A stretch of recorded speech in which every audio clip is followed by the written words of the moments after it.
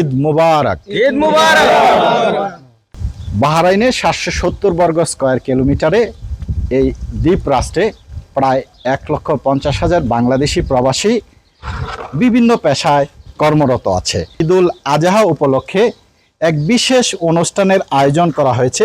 দেশ ছেড়ে, আপনার সন্তান ছেড়ে, আপনার পরিবার ছেড়ে আপনারা আজকে এই প্রবাসে ঈদ করতেছেন। প্রবাসের মাটিতে অনেক কষ্ট, অনেক পরিশ্রম করি, কিন্তু এই ঈদ উপলক্ষে আমরা একটা ছোটোমোটো একটা অনুষ্ঠান করেছি একত্রিত বন্ধু বান্ধবকে নিয়ে একত্রিত হওয়ার জন্য। আলহামদুলিল্লাহ সকালে সবার সাথে কথা বলছি, ফ্যামিলির আব্বু আম্মা আছে, সবার সাথে কথা বলছি। আলহামদুলিল্লাহ অনেক ভালো, অনেক হ্যাপি। আমরা একসাথে মিলিত হতে পেরে আমরা অনেক খুশি এবং অনেক ঈদের যে একটা আনন্দ, যে দেশের মধ্যে যে মানুষে এতটুকু আনন্দ ভোগ করে, আমরা তার থেকে কিছু একটা অনুভব করতে পেরেছি যে আমরা একত্রিত হয়ে অনেক ভালো লাগছে। ঈদ মোবারক। জি আলহামদুলিল্লাহ, আমরা সকালে ঈদুল আজহার নামাজের পরে আমরা একটা বকরি জবাই দিছি, এরপরে গরু একটা জবাই দিছি। তো ইনশাল্লাহ আমরা ভাই বন্ধু যারা আছি সবাই মিলিতভাবে সবাই পরিশ্রম করছে, গরু কাটা এবং কি বকরি কাটা থেকে খানা বানানো পর্যন্ত এবং কি এখানে নিয়ে আসা পর্যন্ত সবাই অনেক পরিশ্রম করছে। আমরা মিস করতেছি যে আমাদের দীর্ঘ প্রায় 20 বছর এই প্রবাসী জীবন কাটাইতেছি। এর ভিতরে প্রায় 40টা ঈদের ভিতরে আমি 30টা প্রবাসী জীবনে কাটিয়েছি, বাকি 10টা হয়তো দেশে ছিলাম পরিবারের সাথে। তো আর বাকি 30টা আমরা সবাই বাহরাইনে ঈদ করছি, বন্ধু বান্ধব সব মিলে আর কি।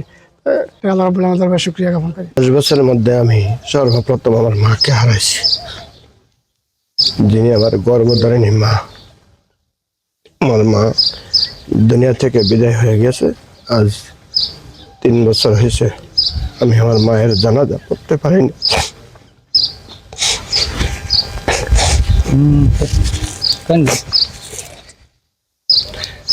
আমি ঈদুল আজহা উপলক্ষে, জুমার দিন উপলক্ষে আমি সবার কাছে আমার মায়ের জন্য দোয়া চাই। আপনারা সবাই আমার মায়ের জন্য দোয়া করবেন। আমিন। যেন আল্লাহ পাক আমার মায়ের কবরটাকে জান্নাতের বাগান বানাই দেয়। আজ আমরা সকলে একত্রিত হইতে পেরে আমি অনেক আনন্দিত যে আমার বাংলাদেশের সকল ভাইদেরকে একসাথে পেয়েছি। 10 বছরের ভিতরে একটি ঈদ করেছি দেশে, ছেলে সন্তান মা বাপ নিয়ে। তো মনে করেন একটু খারাপ লাগে নিজের কাছে যে এই দেশে করতে পারি নাই।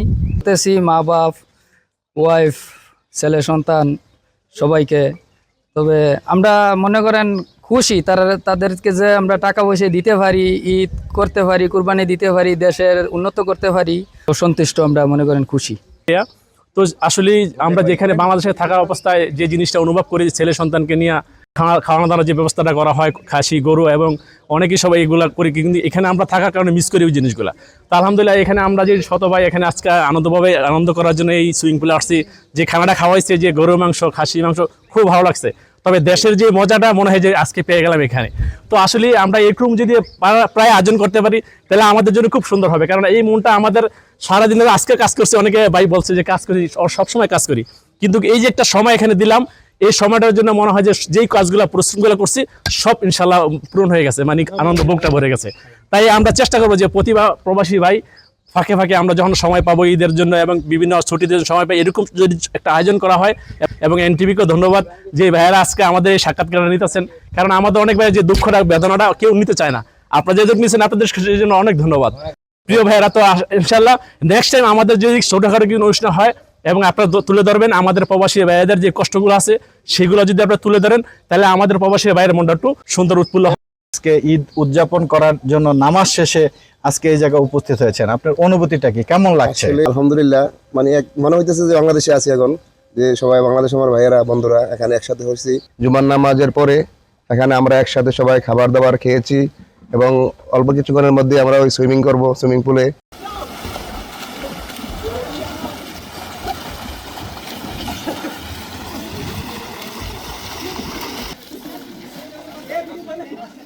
আছি ভালোই। তবে আছে সবাই আছি বাড়িতে?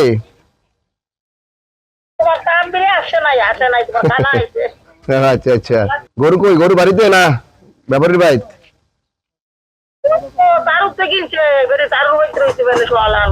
ও আচ্ছা আচ্ছা, যাক আলহামদুলিল্লাহ ভালো।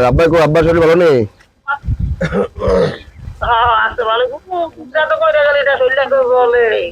আচ্ছা আচ্ছা, ঈদ করে গেছি না, কারণ আমরা ঈদ করছি তো এখনো সবাই আছে, অনেক মানুষ আছে আজকে অনুষ্ঠানে, অনেক মানুষ আছে, ঈদ করতেছি আমরা।